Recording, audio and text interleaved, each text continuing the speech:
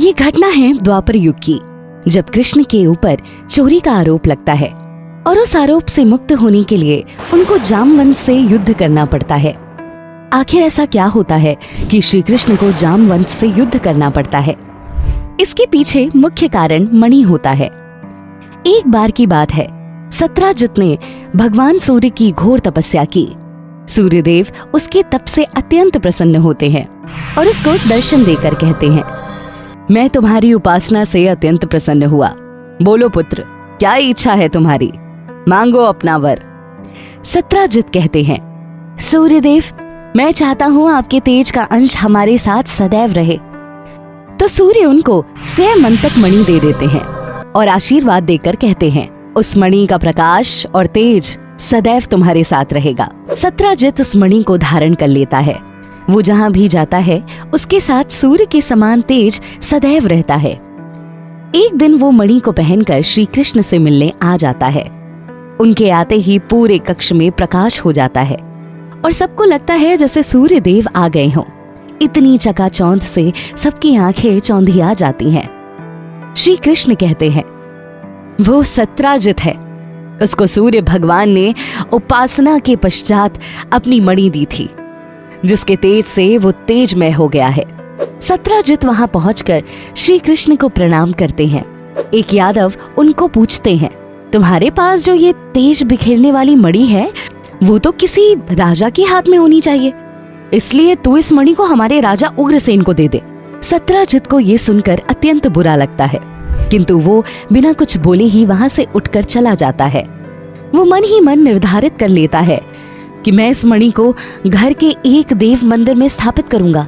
वो मणि दुर्लभ थी। उसकी वहां से नित्य उसे 8 बार सोना मिलता है।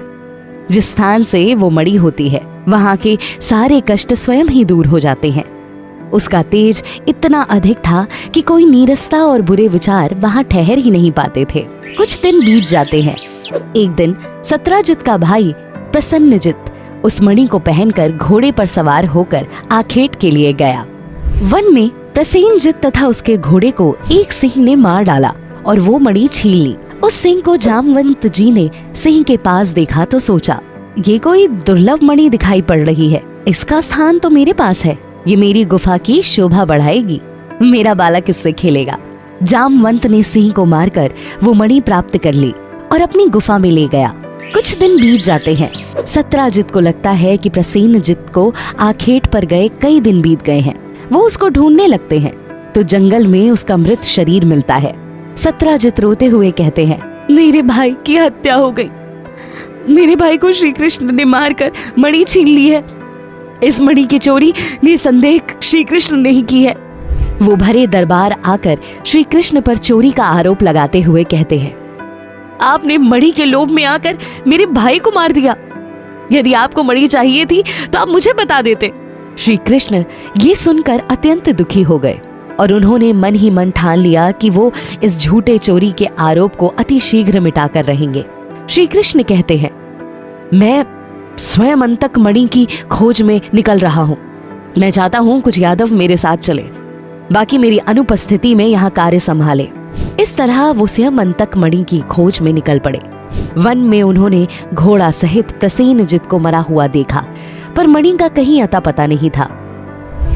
थोड़ा आगे जाने पर उनको एक सिंह मरा हुआ दिखा और रीछ के पैरों के चिन्ह मिले, जो कि एक गुफा तक ले गए।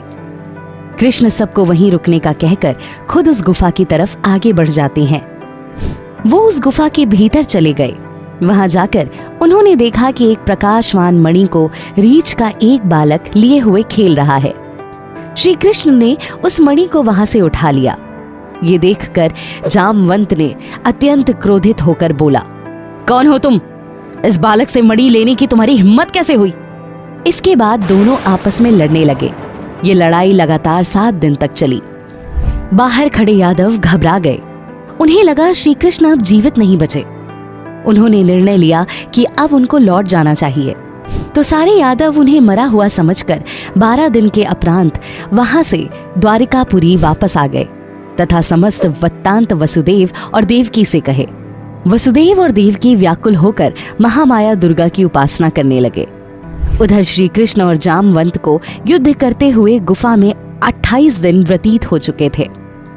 कृष्ण ने एकदम तेज वार किया जामवंत पर, जिससे उसकी एक नस फट गई। वो दर्द से कराह उठा। जामवंत बोले, हे राम, मेरा उद्धार करो, ये पीड़ा तो असहनीय है। भगवान श्री कृष्ण ने श्री रामचंद्र के रूप में उसे दर्शन दिए। जामवंत ने भावुक होकर कहा, मैं अब समझा, आप ही त्रेता युग में राम थे और आप ही द्वापर युग में कृष्ण हैं। श्री कृष्ण ने भी हंसकर कहा, हाँ, रामायण के युद्ध में तुम्हें अपने शौर्य और साहस को दिखाने का मौका नहीं मिला था, अतः तुमने मुझसे युद्ध करने की इच्छा व्यक्त की थी। तब मैंने ही तुमसे कहा था कि मैं तुम्हारी इच्छा अपने अगले अवतार में अवश्य पूरी करूंगा। अपना वचन सत्य सिद्ध करने के लिए ही मैंने तुमसे ये युद्ध किया। जामवंत के नेत्रों से अश्रु बहने लगे। उसने कहा, मेरा जीवन धन्य हो गया प्रभु, आप मेरी पुत्री जामवंती से विवाह करें। कृष्ण ने उनके आग्रह को स्वीकार कर लिया। जामवंत ने अपनी कन्या जामवंती का विवाह उनसे कर दिया। श्री कृष्ण जामवंत को साथ लेकर द्वारिकापुरी पहुंच गए। कृष्ण बोले, सत्राजित, ये लो तुम्हारी मणि। सत्राजित अति लज्जित होकर पश्चाताप करने लगे। सत्राजित ने कहा, मुझे क्षमा कर दो प्रभु, आप मेरी बहन सत्यभामा से विवाह करें और मुझे प्रायश्चित की पीड़ा से बाहर निकालें। कृष्ण का विवाह सत्यभामा से भी हो गया। सत्राजित उन्हें दहेज में मणि देना चाहते थे, किंतु श्री कृष्ण ने उस मणि को स्वीकार न करके पुनः सत्राजित को वापस कर दी।